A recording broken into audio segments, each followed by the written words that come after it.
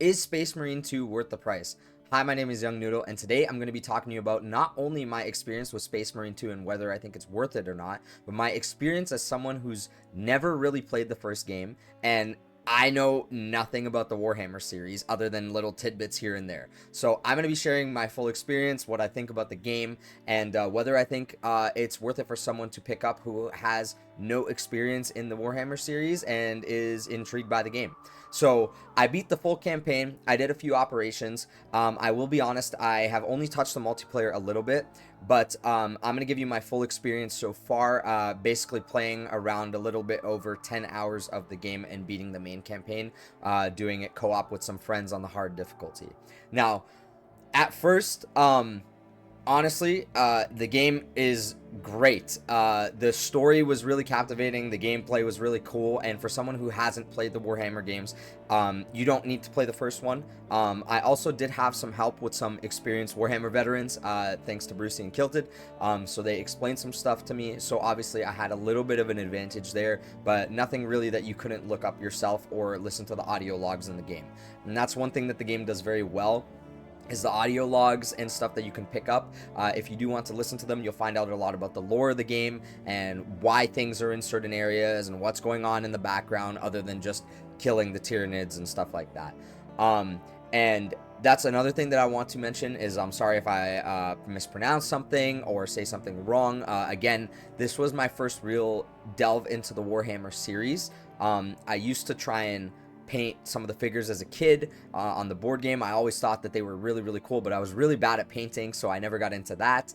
And then I tried Vermintide a good amount, but never really got into it to the point that I understood the lore for Warhammer in general with any of the Space Marine stuff or anything outside the Space Marine stuff. But what I will say is the Space Marine and Warhammer series has so much content, so much stuff, and it can be a little bit overwhelming, but it is so intriguing. And once you get into it, there's so much stuff that you can learn and get into in all these factions that it makes it to the point where, like, I can pick and choose where I want to go. So I don't have to force myself to like a certain thing or jump into everything all at once. I could kind of like go into some of the factions and kind of like delve into that. Like, I really like the Thousand Suns and the Space Marines in general, so that's what I kind of went into, and that's what intrigued me to get the game in the first place, and it went from there.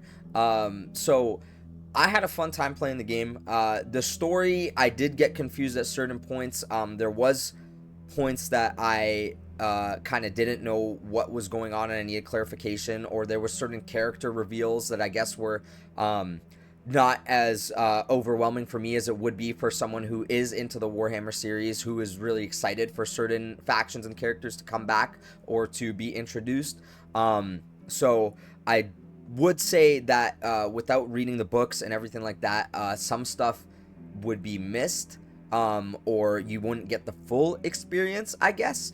But honestly, you don't really need it. If this is your first time getting into the Warhammer stuff like me, I had a great time playing the game. The World War Z devs apparently worked and helped work on some of the horde mode stuff. So if you played World War Z, it's actually really intriguing, and the gameplay is really fun. It's a lot of gore. The hordes pile up on each other, and there's a lot of different mob types. And one of the coolest things with the gameplay of the game is the parrying and how it's not just randomly shoot into hordes and throw grenades and blow stuff up. There is actually a skill gap for that, and that also leans into the multiplayer and the operations where you get to choose a class and go more into that aspect of the game.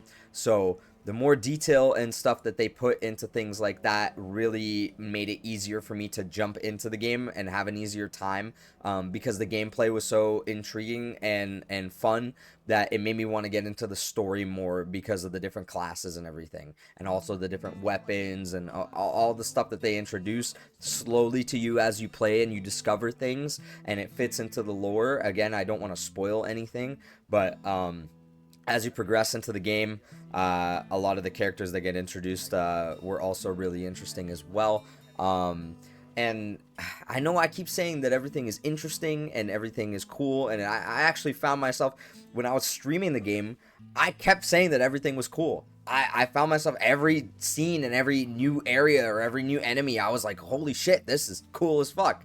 Like, how did I not get into the Warhammer series before? So I'm sorry if I'm kind of like jumping around and everything like that, and not really focusing on one thing, but the game has so many cool aspects that, like, I was like, damn, like this is really going on right now. Like, they really put this in the game, and there's so many, I want to say, like, the pacing, they did it perfect. It doesn't feel repetitive at all.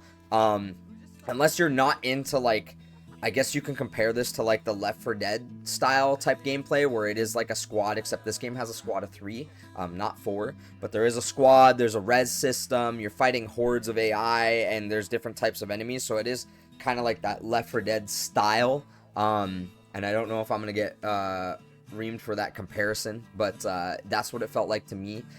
It felt like, I know a lot of people kept saying Gears of War for the multiplayer and stuff like that, but I other than it being third person and big guys and hunks of metal, I don't really see it being compared to Gears of War.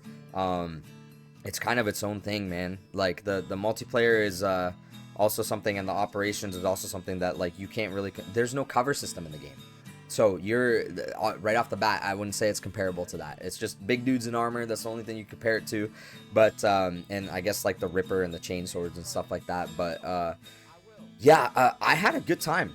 I had a good time. For someone who's never been into this stuff, I'd recommend picking it up, whether you pick it up full price on sale. I didn't end up picking up the season pass, but after playing the main game and some of the operations, I'm probably going to end up picking it up. Like, this is something that I thought I'd beat and, like, never touch again, but now I'm, like, looking into, like, reading the books and stuff like that and getting into the figures, and, you know? So, very expensive hobby, by the way, but, it looks really rewarding, and the board games and stuff look really fun. So it's really cool to see a game series that has not only books but an actual full official board game as well. So yeah, my final verdict is definitely pick it up. I I had so much fun, man. It was a great experience. I had a great experience with friends. I definitely recommend, if you're gonna play it, to play it with friends. But yeah, anybody who is nervous to get into it, who has no idea what they're doing, even if you do play it as solo, if you're not someone who wants to struggle with the difficulty and stuff, because it is, regardless of how good at games you are, it is tough with the horde mode without co-op characters. Even though they have AI, it does kind of suck sometimes not to have people, and I don't think there's a matchmaking feature yet. So I would recommend even playing it at the lower difficulties just to experience the story. It was really, really intriguing, and I hope they add more to it, and I might go back and even play the first game, who knows, or at least watch a recap, because yeah, the main character was really cool.